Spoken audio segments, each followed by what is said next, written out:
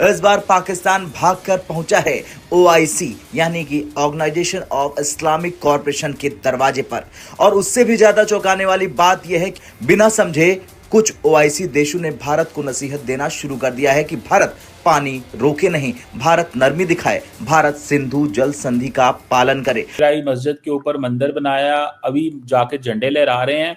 तो इसका क्या मतलब है? इसका मतलब बड़ा सीधा सा है कि इंडिया जो है वो मुसलमानों के लिए स्पेस श्रिंक कर रहा है, और एक ये मैसेजिंग है विद इन इंडिया लोगों को कि आप जो है वो मुसलमानों को। लेकिन भारत का जवाब सीधा है, भारत किसी का गुलाम नहीं कि गेट खोल दे, पहले आतंकवाद बंद करो फिर पानी की बात करना। ये पूरा मुद्दा सिर्फ पानी का नहीं बल्कि भारत की रणनीतिक, आर्थिक और सुरक्षा नीति का है। और इस बार भारत ने जो अल्टीमेटम दिया है वो पाकिस्तान ही नहीं बल्कि ओआईसी को भी सीधा संदेश है। जितना नुकसान ये मैक्सिमम पहुंचा सकते थे, चाहे इकोनॉमी हो चाहे फॉरेन पॉलिसी हो, कौन सी ऐसी कंट्री रह गई ये दुनिया की जिसके साथ हमारा झगड़ा नहीं है। तो ये सारी चीजें पहले ही तबाह हो चुकी हैं। मुल्क के अंदर भी लोगों के पास जॉब नहीं है, लोग बहुत परेशान है, ओवरसीज पाकिस्तानी भी अपसेट हैं।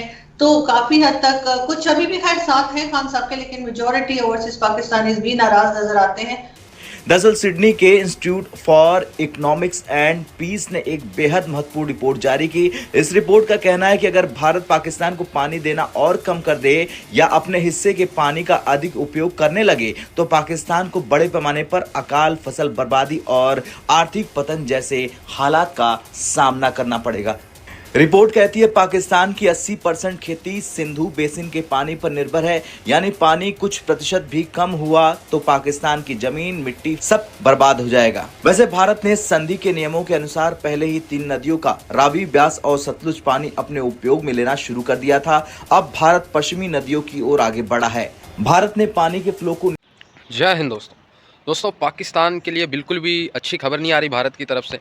भारत पहले ऑपरेशन सिंदूर के बारे में पाकिस्तान को आगाह करता रहा है, चेतावनी देता रहा है कि अगर पाकिस्तान ने आतंकवादी हरकतें करने की कोशिश की दोबारा से तो ऑपरेशन सिंदूर के जरिए पाकिस्तान को परफेक्ट जवाब दिया जाएगा। लेकिन ऑपरेशन सिंदूर कई डोमेन में चालू है अभी भी और पाकिस्तान को पनिशमेंट दिया जा रहा है।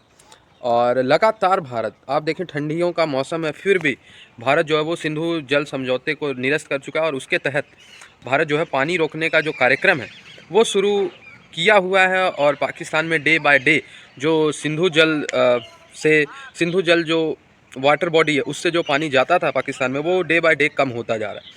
और लेवल ये आ चुका है कि पाकिस्तान की 80% जो फसलें हैं वो प्रभावित हो रही हैं, क्योंकि सिंधु जल में भारत हाइड्रो पावर, डैम और भी सारी चीज़ें वहाँ पे प्रबंधन कर रहा है। और नहीं कुछ तो वहाँ से कैनल के थ्रू भारत पानी उन इलाकों में भेज रहा है जहाँ पे पानी की वजह से भारत को दिक्कतें आती थी, भारत के लोगों को दिक्कतें आती थी। तो इसको लेके ऑस्ट्रेलिया की एक समराइज रिपोर्ट आई है, ऑस्ट्रेलिया की एक इंस्टीट्यूट की, जिसको पढ़ने के बाद पाकिस्तानी गवर्नमेंट में मातम सा छा गया। उसके अनुसार पाकिस्तान में अकाल भी आ सकता है और ये अकाल ज़्यादा दूर नहीं है, 3-4 गर्मियों में यानी 3 से 4 सालों में पाकिस्तान में अकाल भी आ सकता है। तो ये सारी चीज़ें लेके पाकिस्तान ओआईसी के पास गया, ये रिपोर्ट ले।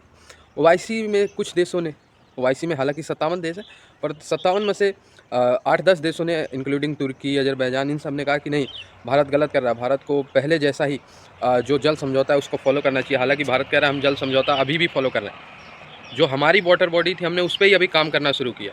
और पाकिस्तान में जा रहे हर पानी को जब हम रोकेंगे तब पाकिस्तान का क्या हाल होगा वो पाकिस्तान देख ले। 57 के 57 मुस्लिम देश भी अगर एक साथ आ गए तो भारत डरने वाला नहीं है।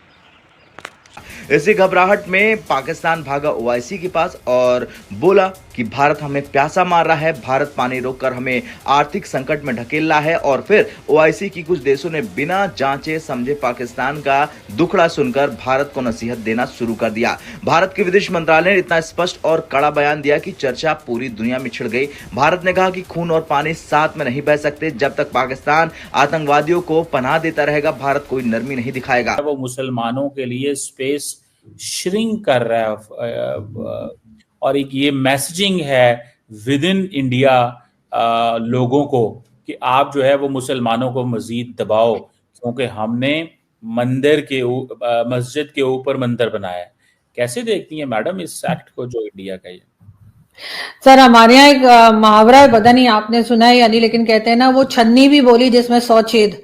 हमारा तो वो हिसाब किताब है। यानी हम उनको बता रहे हैं कि वो भारत के अंदर ही कोई फ्लैग लगा रहे हैं या जो भी कर रहे हैं, किसी दूसरी कंट्री में तो कर रहे नहीं है। उसके बाद हमें फौरन ही जो है वो बाबरी मस्जिद याद आ गई कि जी वो डिमोलिश करके उसके ऊपर राम मंदिर बना, और हमारे यहाँ कितने ही मंदिर जो है वो डिमोलिश किए गए। हिंदुओं को पकड़ पकड़ के जो है आपने कलमा पढ़ा के जबरदस्ती उनका रिलीजन चेंज करवाया गया। ये पूरी दुनिया में जितने भी इंटरनेशनल मैगजीन्स और पेपर्स हैं उन्होंने रिपोर्ट किया बाकायदा पाकिस्तान का, लेकिन वो तो हम बात नहीं करते। हम तो तब बोलने के काबिल होते हैं ना कि अगर हमने खुद अपने यहाँ बहुत माइनॉरिटी का ख्याल किया होता, हमारे यहाँ जो माइनॉरिटी के लोग हैं वो बढ़ गए होते कम होने के बजाय, लेकिन हमारे यहाँ तो ऐसा हुआ नहीं। आप कुछ सुनवाना चाह रहे हैं? नहीं, मैं कुछ भी नहीं सुनवाना चाह रहा, आप बोले अगर कहती हैं तो तो नहीं, मैंने सुना है ये, मैंने वैसे सुना है ये, लेकिन आपने लगाया था तो वो पाकिस्तान के बारे में बात कर रहे हैं, सुनवा देता हूं। We have seen the reported remarks and reject them with the contempt they deserve. As a country with a deeply stained record of bigotry, repression, and systemic mistreatment of its minorities, Pakistan has no moral standing to lecture others. Rather than delivering hypocritical homilies, Pakistan would do better to turn its gaze inwards and focus on its own abysmal human rights records. लेकिन सवाल ये पैदा होता है कि जी कहते हैं जी पाकिस्तान की तो मॉरल स्टैंडिंग नहीं है। अच्छा, मुझे ये बताएं कि अमेरिका और बर्तानिया जहां पे जिनके अच्छे ह्यूमन राइट्स रिकॉर्ड है वो भी तो इनके बारे में यही कहते हैं, तो उनको ये फिर क्या जवाब देंगे? चले पाकिस्तान को तो जवाब दे लेना, ठीक है जी हमारा आपका ठीक है बराबरी है। तो जब दुनिया आपको कह रही है तो तब भी तो अभी एक यूएस की वो रिलीजियस फ्रीडम का एक कमीशन है उसकी रिपोर्ट है। तो मैडम ये नहीं लगता कि इंडिया को हर जगह से फिंगर पॉइंटिंग की जा रही है कि भाई साहब ये आप क्या कर रहे हैं?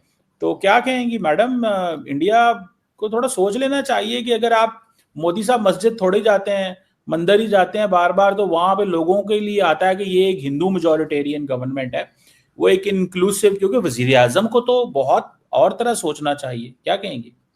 नहीं सर, मेरा ख्याल है जहां पर 80% या 88% जो है वो हिंदुओं की मेजॉरिटी हो, उनका यही चीज होनी चाहिए। अब वो 80 है या 88 में थोड़ा सा इसमें थोड़ा सा डाउटफुल हूं, लेकिन बहरहाल 80 से ज्यादा ही है। तो जहां पर हो तो वहां तो यही होगा, तो मुझे तो कोई गलत चीज नहीं लगती है। जाहिर है कि इतनी सारी इस्लामिक कंट्रीज हैं 56, तो एक या दो अगर हिंदू कंट्रीज हो जाए तो हमें क्या प्रॉब्लम है? और जहां तक उनको इंग्लैंड कह रहा है या कोई और कंट्री कह रही है कि जी आपके यहाँ ह्यूमन राइट्स वायलेशन हो रही है, तो वो तो फिर वो जाने और वो जाने। हमें बीच में हम किस लिए पहुंचे हैं? हमारे यहाँ कौन सी ऐसी एग्जाम्पल हमने सेट कर दी है कि जिससे हम ये कह सकें कि हमारे यहाँ माइनॉरिटी का बहुत ख्याल रखा जाता है? हमारे यहाँ तो ना मंदिर डिमोलिश किए जाते हैं, ना हमारे यहाँ चर्च जलाए जाते हैं। 20-20 चर्च हम एक साथ जला देते हैं, लोगों को रिलीजन के नाम पर हम मार देते हैं, कोई पूछने वाला नहीं है। यहाँ से आसिया बीबी का केस भी लोगों के सामने है, उसके साथ सलमान तासीर साहब को जिस तरह से मारा गया वो भी लोगों के सामने। तो सर हमें समझ नहीं आ रही कि मतलब वो चीज जो हमारे ऊपर पूरी तरीके से हम खुद जिसमें हिस्सा लेते हैं, उसके लिए हम जाकर भारत को क्यों लेक्चर दे रहे हैं? किस लिए? मतलब हमें भारत के जो मुस्लिम्स हैं वो तक कहते हैं कि जी पाकिस्तान की हमदर्दी नहीं चाहिए। वो कहते हैं पाकिस्तान तो क्या पाकिस्तानियों की हमदर्दी भी नहीं चाहिए, चाहे वो कमर चीमा जैसे पाकिस्तानियों जो कि बहुत मोहब्बुल वतन है जिनको तमगे मिले, चाहे वो अर्जु काजमी जैसे पाकिस्तानियों जो गद्दार हैं और जिसे कहते हैं कि सब गलत बोलते हैं। तो सर उनको किसी पाकिस्तानी की हमदर्दी नहीं चाहिए। तो हम लोग वो सही कह रहे हैं, हम अपने ऊपर पहले फोकस करें ना, हम अपनी कंट्री को ऐसा बनाएं कि हम एग्जाम्पल दे सकें कि ये देखिए जी हमारे यहाँ माइनॉरिटी की तादाद इतनी थी, फॉर एग्जाम्पल 2 थे, अब यहाँ पे 20 हो गए। तो हम ये तो बता नहीं सकते, लेकिन हाँ हम वहां जाकर हमें जो है वो अयोध्या की भी बात जो है वो करनी है, हमें वो मस्जिद का भी बार बार जिक्र करना है। मसला ये नहीं है, मसला ये है कि यहाँ पे जो मंदिर बनाया गया वो मस्जिद गिरा के बनाया गया। वो ये कह रहे हैं, दरअसल पॉइंट ये है ना कि इसकी एक सिग्निफिकेंस है। जब वजीर आजम मुल्क का पैटर्नेज करे, देखिए एक होता है कि एक हिस्ट्री है ना, इस जगह की हिस्ट्री है, उस हिस्ट्री को वो गवर्नमेंट जो है वो हाईलाइट कर रही है कि मतलब भाई साहब आपने ये क्या किया है कि आपकी एक हिस्ट्री है। तो वो कह रहे हैं कि हिस्ट्री को मतलब के हवाले से कह रहे हैं कि ये जो खास तौर पे बाबरी मस्जिद को जो सेंचुरीज ओल्ड जगह थी उसको आपने 6 दिसंबर 1992 को पहले तो मॉब ने मतलब नॉट